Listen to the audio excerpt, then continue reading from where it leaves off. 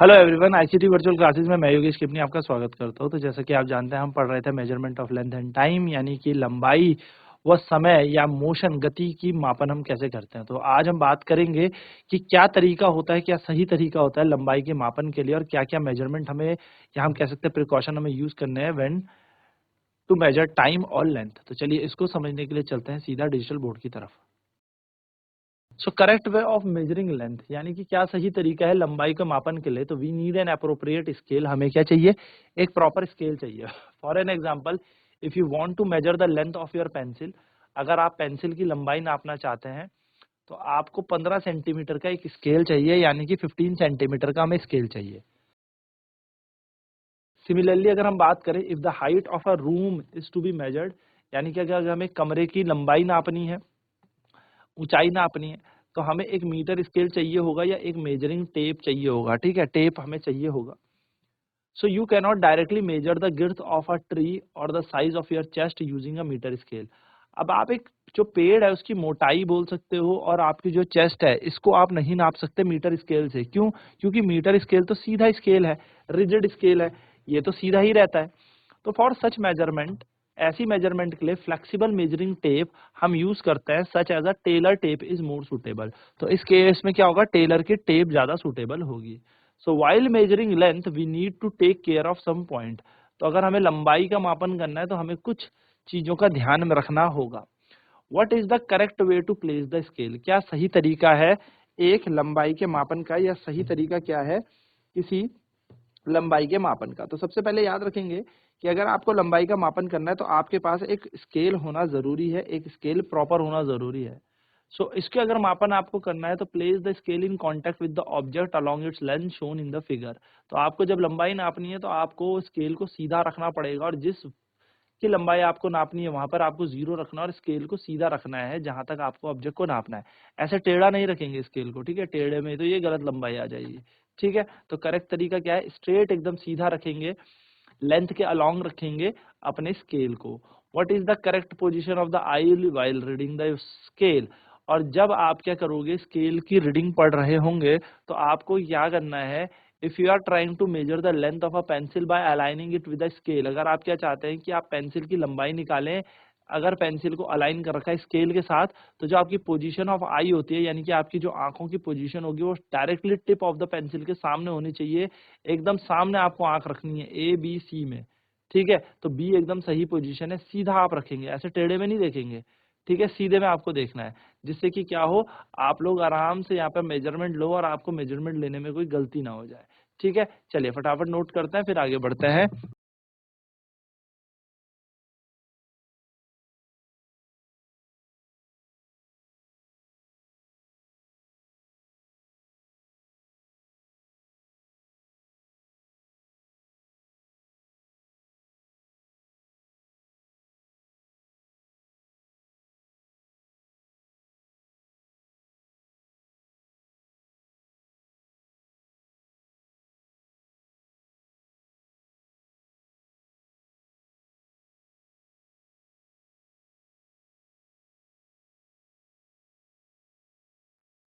So how to measure the length of the end of the scale are broken, तो कैसे आप लंबाई का मापन करेंगे यदि स्केल यानी कि फीते के कोने टूटे हुए हों।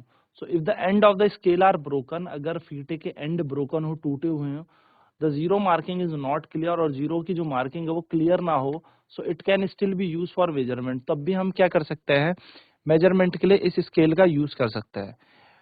विद सच अ स्केल, ऐसे स्केल से हमें करना क्या है, use any other full mark of the scale, ऐसा एक पॉइंट देख लो जो फुल मार्क्स पे है, जैसे कि जीरो तो टूट रखा है इसके स्टार्टिंग में, तो जीरो से आपने स्टार्टिंग से वन से ले लिया, ठीक है, वन पॉइंट से आपने उठा लिया 1 centimetre, then you must subtract the reading of this mark from the reading at the other end, और आप यहाँ से क्या करो, एक मार्क लगाना शुरू करो, और जहां तक आपको लेके चलना है वहां तक आपने क्या कर दिया, मार्क लगा दिया। ठीक है, for an example, the reading at one end is 1 centimetre, इस एंड में 1 सेंटीमीटर रीडिंग है, and the other end is 10.4 centimetre, और दूसरी तरफ आप देखोगे 10.4 है। सो आपको जो लेंथ देखनी है, आपने क्या करना है, 10.4 में से एक घटा दोगे, क्योंकि इतनी रीडिंग तो है नहीं ना, तो आपने क्योंकि 1 से लिया है, तो आप 1 से 10.4 से 1 हटा दो, आपकी रीडिंग आएगी 9.4, तो आपका आंसर आ जाएगा 9.4, क्योंकि आप पहले से इतनी रीडिंग ले रहे हो, ठीक है। तो आप स्टार्टिंग से, क्योंकि ये 10 तो स्टार्टिंग से होगा ना, वो तो अलग बात है, टूट गया, तो ये बात आपको ध्यान में रखनी है। ऐसे रीडिंग करते वक्त आपको ये ध्यान में रखना है। या फिर दूसरा तरीका आप ये यूज कर सकते हो कि देखो एक एक गैप निकल लो, 1 2 3 4 5 6 7 8 9 और फिर 1 2 3 4, यानी कि आप इसको क्या कर लो, 1 से शुरू करना शुरू कर दो, 1 से काउंट करना शुरू कर दो, इनके बीच का गैप आप चेक कर लो और आपको यहाँ से पता लग जाएगा कि यहाँ पर कितना कितना हमारे पास रीडिंग आ गई। So how do visual challenge student major length? जो विजुअली चैलेंज होते हैं, जो बालक या जो बच्चे या जो स्टूडेंट्स देखने में असक्षम होते हैं, वो किस तरीके से लंबाई का मापन करते हैं? So they use a scale with raised marking that can be felt by touching them. तो ये लोग भी क्या कर सकते हैं, स्केल्स की रीडिंग को देख सकते हैं, बस उसे टच करने पर ही इन्हें फील आ जाएगा। जैसे लेट अस मेजर करते हैं। Select some object around you such as a comb or pen or a pencil, ठीक है। आपको क्या करना है, आपने अपने आसपास, जैसे आपने कुछ चीज मेजर करनी है, चाहे वो कॉम्ब हो, पेन हो या पेंसिल हो, कुछ भी हो सकता है। An eraser to measure their length, और क्या हो सकता है, इरेजर हो सकता है जिसको आपको उसकी लंबाई नापनी है, यानी कि आपके पास कॉम्ब है, आ, आप कह सकते हो कॉम्ब, यानी कि हमारे पास हो गया कंघी, पेन, पेंसिल, इरेजर, इन सबको मेजर करना है। तो measure their length 1 by 1 using metre scale and note down the measurement, और इनकी लंबाई 1 बाय 1 मेजर करो और मेजरमेंट इनकी लिखते चलो। तो ऑब्जेक्ट है लेंथ है, तो while writing the length do not forget to write the unit also. तो जब आप लंबाई लिखोगे तो प्लीज फॉरगेट मत करना कि उसकी लंबाई के साथ साथ इकाई भी लिखनी है। एंड आपका रिजल्ट जो होगा वो 2 पार्ट का होगा, एक नंबर होगा और दूसरा पार्ट क्या होगा, मेजरमेंट होगा। चलिए नोट करेंगे फटाफट, फिर बढ़ते हैं आगे की तरफ।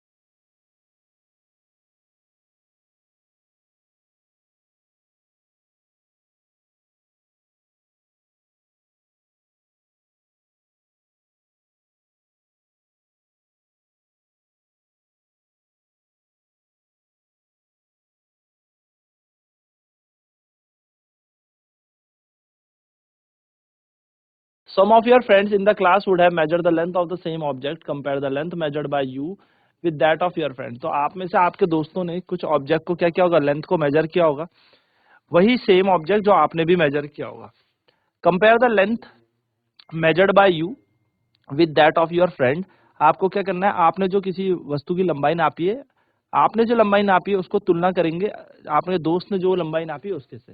तो are the measured length the same or slightly different, तो क्या ये जो लंबाइयां हैं ये सेम होगी या अलग अलग होगी? इफ नॉट सेम, यदि समान नहीं है तो डिस्कस करें पॉसिबल रीजन क्या क्या हो सकता है। सो बड़ा इंपॉर्टेंट फैक्ट है, unit of length such as kilometre, metre, centimetre, millimetre, ये सारी की सारी जितनी भी लंबाइयां की इकाइयां हैं, चाहे वो किलोमीटर हो, मीटर हो, सेंटीमीटर हो, मिलीमीटर हो, ये लोअर केस से शुरू होती है। आपने देखा होगा छोटे से लिखते हैं हम इनको, है ना, except beginning of the sentence, यदि ये स्टार्ट नहीं कर रहे सेंटेंस को।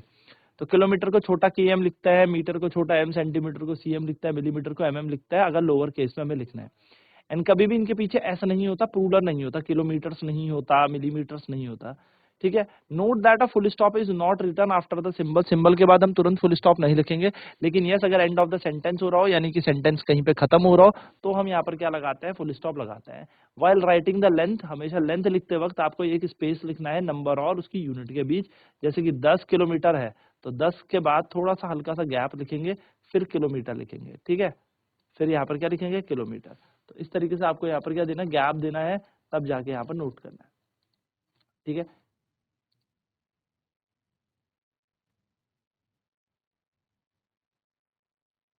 चलिए, so measuring the length of a curve line, किसी कर्व लाइन की लंबाई कैसे नापते हैं। तो Anish and his parents fix electric string light on the arches of a veranda of their houses. तो बरामदे में क्या कर रहे थे, ये ना लाइट लगाना चाह रहे थे कुछ इस प्रकार से। अब ये जो आर्चिस पे लगाना है, लेकिन ये आर्चिस आपको देखने को मिल रही होंगी टेढ़ी में ऊपर नीचे है, ये तो कर्व लाइन है, ये सीधी तो है नहीं। अब सीधी तो हम नाप लेंगे कि कितना मीटर की लंबाई की हमें लड़ी लानी है अगर हमें सीधा लगाना होता, लेकिन हमें लाइट लगानी है ऐसे कर्व पे। तो यहाँ पर क्या होगा, क्योंकि सेलिब्रेशन है उनके घर पे, तो how would they measure the required length, तो इस लेंथ को कैसे मेजर करेंगे।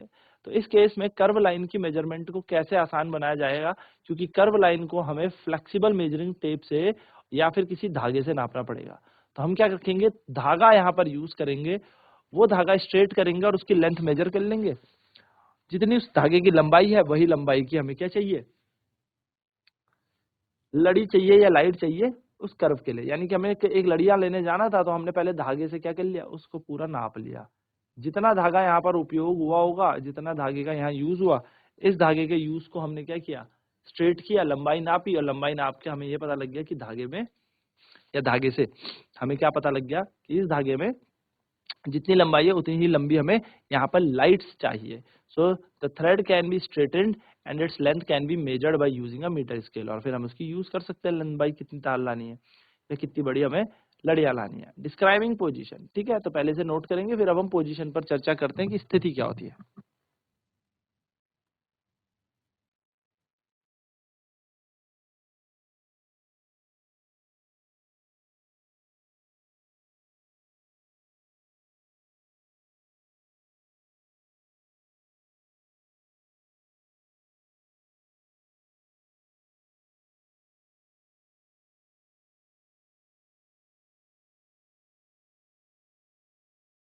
डिस्क्राइबिंग पोजीशन,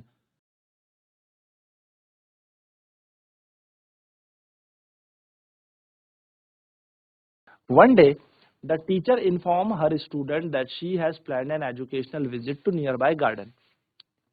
एक दिन स्कूल की टीचर बच्चों को कहती है कि उन्होंने एक एजुकेशनल विजिट प्लान की है गार्डन के आसपास।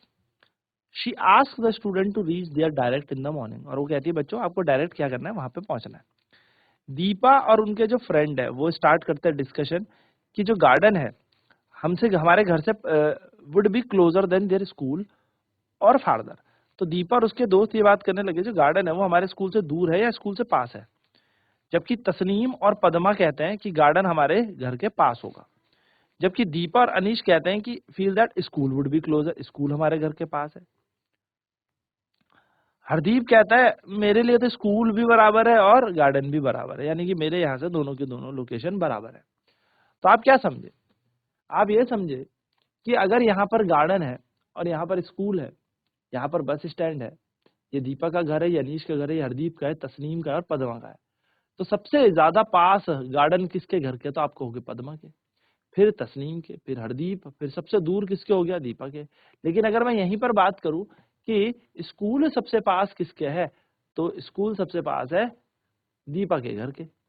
यानी कि यहाँ पर क्या हो रहा है, कुछ वस्तुएं किसी के लिए पास है तो किसी के लिए दूर है, और किसी के लिए ये वस्तुएं बराबर दूरी पर है। So why do you think, who do you think is correct, आपको क्या लगता है कौन इसमें से सही है। तो all of them are correct, सारे सही है इस मामले में, सारे सही बोल रहे हैं, क्योंकि उनकी ऑब्जर्वेशन अलग अलग है, लेकिन बात वो एकदम सही कह रहे हैं। अब ऑब्जर्वेशन अलग अलग क्यों है सर, तो they are locating the distance of the school and garden from their houses, क्योंकि वो स्कूल की दूरी और गार्डन की दूरी अपने अपने घरों से बता रहे हैं। तो जब वो अपने अपने घरों से ये स्कूल और गार्डन की दूरी निकाल रहे हैं तो उनकी ऑब्जर्वेशन अलग अलग है। क्यों, क्योंकि हर किसी का घर स्कूल और गार्डन से अलग अलग दूरी पर है, आप ये कह सकते हो। So they are locating the distance of the school and garden from their houses, तो वो क्या कर रहे हैं, लोकेशन ले रहे हैं डिस्टेंस की, या मैं कह सकता हूँ डिस्टेंस ले रहे हैं स्कूल का और गार्डन का अपने घरों से, इसको कंपेयर करके देख रहे हैं कि घर से कितनी दूर पड़ता है सबके। Instead each of them had thought of distance of the same object or point say bus stand, then their observation would have been seen. लेकिन अगर मैं बोलूँ कि सबके सब बस स्टैंड में मिलना, सबके सब बस स्टैंड में, दीपा भी बस स्टैंड आएगी, अनीश भी बस स्टैंड आएगा, हरदीप भी, तस्नीम भी, पद्मा भी, और उसके बाद हम गार्डन में जाएंगे, तो सबके लिए ऑब्जर्वेशन क्या होगी? सेम होगी। तो बस स्टैंड के पॉइंट ऑफ व्यू से ही ये सबके लिए ऑब्जर्वेशन सेम होगी, क्योंकि बस स्टैंड से गार्डन अपनी एक उचित दूरी पर है, उसकी पोजीशन अपनी एक जगह पर है। लेकिन अगर मैं इनको अपने इनके घरों से बोलूंगा तो किसी को गार्डन पास पड़ रहा है, तो किसी को स्कूल पास पे पड़ रहा है। तो यहाँ पर भी यही बात हो रही है कि अगर हम इनको बस स्टेशन से या बस स्टैंड से बात करते तो इन सबको ये दूरियां या ऑब्जर्वेशन समान पड़ती। तो हमने यहाँ पर डिस्टेंस की बात की। डिस्टेंस क्या होता है? डिस्टेंस को हम एक फिक्स ऑब्जेक्ट या पॉइंट से कहते हैं। सो जब डिस्टेंस को हमें किसी फिक्स पॉइंट से नापना हो तो उस फिक्स पॉइंट को रेफरेंस पॉइंट कहते हैं। जैसे मैंने बोला कि सबको इस बस स्टैंड से गार्डन तक ही नापना है दूरी, तो ये बस स्टैंड क्या है? एक रेफरेंस पॉइंट है, निर्देश बिंदु है। इस बस स्टैंड से हमें स्कूल, दीपा का घर, अनीश का घर, हरदीप का घर, तस्नीम का घर, पद्मा का घर और गार्डन तक की अगर दूरियां नापनी है तो बस स्टैंड को मद्देनजर रखते हुए, यानी कि इसको ध्यान में रखते हुए हमने देखा है, तो याद रखना है इसे कि इसको ध्यान में रखते हुए हमने सारी की सारी चीजें की, यानी कि बस स्टैंड हमारा एक रेफरेंस पॉइंट हो गया। अगर मैं बोलूं गार्डन से हमें बस स्टैंड तक जाना है, तो सभी बच्चों को गार्डन से जाना है, तो हम गार्डन से यहाँ पर क्या रखेंगे? डिस्टेंस को नापना शुरू करेंगे। तो यहाँ पर गार्डन जो हमारा है, यानी कि जो हमारा गार्डन होगा, ये एक रेफरेंस पॉइंट होगा। ठीक है। So few day later Hardeep tell his friend excitedly let us all go to the playground. तो कुछ दिन बाद हरदीप अपने दोस्तों को कहता है कि चलो ग्राउंड पे खेलने चलते हैं।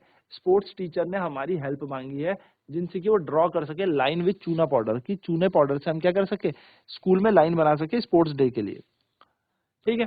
जिससे कबड्डी का कोर्ट बनाना है स्पोर्ट्स डे के लिए। तो पद्मा कहती है we will need a longer measuring tape, हमें एक लंबी मेजरिंग टेप चाहिए। Let us take it from the sports room, अब इसको हम स्पोर्ट रूम से निकाल लेते हैं। तो दीपा कहती है let's first decide the point on the ground. ऐसे थोड़ी कि कहीं पर भी हम लाइन खींच देंगे, पहले एक पॉइंट डिसाइड करो जहां से हमें क्या करना है? लंबाई का मापन करना है। भाई लंबाई के मापन के लिए भी हमें कोई एक पॉइंट तो लेना पड़ेगा, तब वहीं से तो हम लंबाई खींचेंगे। तो दीपा कहती है पहले एक पॉइंट डिसाइड करो ग्राउंड में जहां से हम मेजर करेंगे डिस्टेंस को और लाइन खींचना शुरू कर देंगे। तो इस लाइन को हमने कहा रेफरेंस पॉइंट, इसी बिंदु को हम रेफरेंस पॉइंट कहते हैं। मानो यहीं से आपने इधर खींचना शुरू किया, यहीं से आपने इधर खींचना शुरू किया, उसके बाद आपने सारा ये डायग्राम या जो भी आपने लाइन वाइन खींची सारी खींच दी, तो ये बिंदु रेफरेंस है जहां से आपने स्टार्ट किया है। अब स्टार्ट करने के बाद आप इधर चले जाओ चाहे उधर चले जाओ, कहीं भी जाओ, लेकिन जहां से आप शुरू कर रहे हो ये लाइनें खींचना, ये रेफरेंस पॉइंट है। अगर यहाँ चूना डाल के नीचे और आगे खींचना शुरू करते तो ये रेफरेंस पॉइंट होता। यानी कि रेफरेंस पॉइंट क्या हो गया आपका? वो पॉइंट जहां से सारी दूरियां हम मेजर कर रहे हैं, सारे डिस्टेंस हम मेजर कर रहे हैं। चलिए फटाफट नोट करते हैं।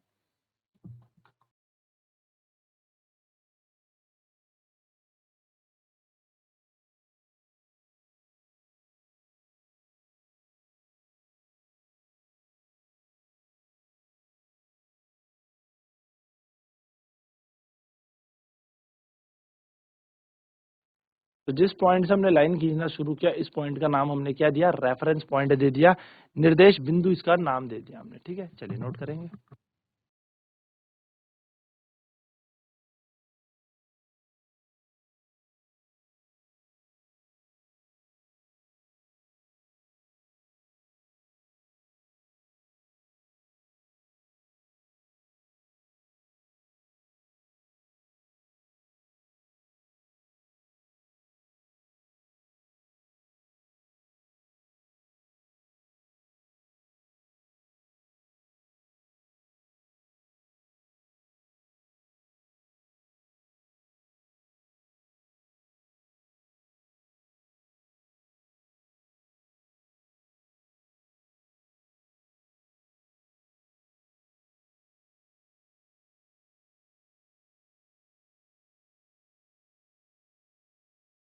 तो after a few day Padma was travelling to bus to visit her grandmother in Delhi. तो क्या करती है? तो पद्मा जो है बस से विजिट करती है अपनी दादी के घर, जो दिल्ली में रहते हैं। तो she was eager to reach Delhi and was reading the kilometre stone on the side of the road. तो वो क्या करती है? जब घर से अपना दिल्ली की तरफ जा रही थी तो रास्ते में वो किलोमीटर के स्टोन देखती है, छोटे छोटे ऐसे स्टोन जिसमें लिखा था दिल्ली 70 किलोमीटर। तो जब 1 किलोमीटर स्टोन को देखती है तो उसपे लिखा हुआ था 70 किलोमीटर दिल्ली। अगले किलोमीटर स्टोन को देखती है तो उसमें लिखा था 60 किलोमीटर। ईच किलोमीटर स्टोन क्या बता रहा था कि वो धीरे धीरे दिल्ली के पास होती जा रही है, यानी कि वो दादी के घर के पास हो रही है। These kilometre stone indicate her distance from Delhi. तो ये किलोमीटर स्टोन क्या बताते हैं कि वो दिल्ली से कितनी दूर अभी है। तो दिल्ली यहाँ पर रेफरेंस पॉइंट है इस सिचुएशन में, क्योंकि जब वो यहाँ पर थी तो दिल्ली अभी कितनी दूर था, 70 किलोमीटर। फिर थोड़ी देर बाद आगे आई तो 60 रह गया, फिर और आ गई तो 50 रह गया, फिर 40, फिर 30, 20, 10 और फिर क्या हो गया, दिल्ली ही पहुंच गए। यानी कि इसको हम कह रहे हैं कि रेफरेंस पॉइंट यहाँ पर क्या है, दिल्ली है, क्योंकि हम दिल्ली की तरफ जा रहे हैं। तो if the kilometre stone red Delhi 70 kilometre, अगर हम देखें कि किसी किलोमीटर स्टोन में ऐसे लिखा है 70 किलोमीटर दिल्ली, हम यहाँ पर ये कह सकते हैं कि जो पद्मा की पोजीशन है वो 70 किलोमीटर दूर है दिल्ली से। यानी कि अगर पद्मा किसी को फोन करके कहती कि मैं कहाँ पे हूँ, तो वो यूं बोलती कि मैं भी दिल्ली से 70 किलोमीटर दूर हूँ, है ना। तो when the kilometre stone reads Delhi 60 kilometre, जब ये किलोमीटर का जो पत्थर है ये पड़ता दिल्ली 60 किलोमीटर दूर है, तो इस टाइम जो पोजीशन है पद्मा की वो 60 किलोमीटर दूर है, किससे, दिल्ली से 60 किलोमीटर है। सो ठीक है, ये बात याद रखना। Does this mean that position of Padma with respect to reference point is changing with time? क्या इससे ये पता लगा कि जो पोजीशन है पद्मा की वो समय के साथ साथ बदल रही है? बिल्कुल। तो आप बोलोगे क्योंकि पद्मा धीरे धीरे पास जा रही है, यानी कि डिस्टेंस जो है वो धीरे धीरे कम होता जा रहा है दिल्ली पहुंचने का। सो हम कहेंगे when does the position of an object change with respect to reference point, जब भी कोई वस्तु अपना क्या करेगी, पोजीशन को चेंज करेगी, तो it change when object is moving. और ये हमेशा तभी होगा जब वस्तु मूव कर रही हो, चल रही हो, है ना। ये दूरी तभी कम होगी जब वस्तु चल रही हो। तो यहाँ से कॉन्सेप्ट आता है मूविंग थिंग्स का, यानी कि चलती हुई वस्तु का। तो आप अपने आसपास 5 ऑब्जेक्ट की लिस्ट बनाएं जिसमें मोशन हो रहा है, और 5 ऑब्जेक्ट ऐसे जो रेस्ट में, ठीक है। रिकॉर्ड करें अपनी ऑब्जर्वेशन को टेबल 5.3 पे। Think about how you decide whether an object was is motion और एट रेस्ट। और इस तरीके से डिसाइड करें कि कुछ वस्तुएं मोशन कर रही है, गति कर रही है, रेस्ट में ही है, ठीक है। सो जैसे यहाँ पे क्या है, cow grazing in the field, जो है गाय जो है वो क्या कर रही है, घास खा रही है फील्ड में। तो यहाँ पर क्या हो रहा है, जो गाय घास खा रही है फील्ड में, वो ये कैसे कह रही होगी, एक रैंडम मोशन कर रही होगी। यहाँ पर मूव करके खा रही होगी, जहाँ का घास खा रही होगी, फिर वो क्या कर रही होगी, मूव कर रही होगी। तो यहाँ पर हमें यही बताना है कि वस्तु मूव कर रही है या नहीं, तो यस मूव कर रही है, यानी कि मोशन कर रही है। ऑब्जेक्ट एट रेस्ट, जैसे आपके आसपास में ट्री आप देखोगे, ट्री, तो ट्री खड़ा होता है अपनी जगह पे ही, तो वो मूव तो नहीं कर रहा, रेस्ट पे ही है, तो हम उसे कहेंगे वो विराम अवस्था में है। तो जैसे गाय घास खा रही है, मोशन कर रही है। अगर मैं बोलूं व्हीकल, बस चल रही है, मूविंग बस, तो वो मोशन कर रही है। लेकिन अगर रुकी हुई बस है, स्टैंडिंग बस है, तो वो रेस्ट में है। तो इस तरीके के आपको ऑब्जर्वेशन लेके यहाँ पर नोट करनी है। चलिए नोट करेंगे फटाफट से।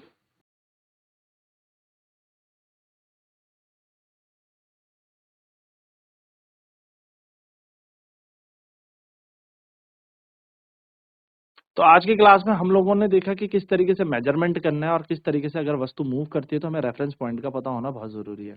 हम नेक्स्ट क्लास में बात करेंगे मूविंग के बारे में, यानी कि मोशन के बारे में, कि किस किस तरीके से गति करती है वस्तु जब एक स्थान से दूसरे स्थान में पहुंच जाती है। तो आज की क्लास में इतना ही। आईसीटी वर्चुअल क्लासेज में जुड़ने के लिए धन्यवाद। आपका दिन शुभ हो।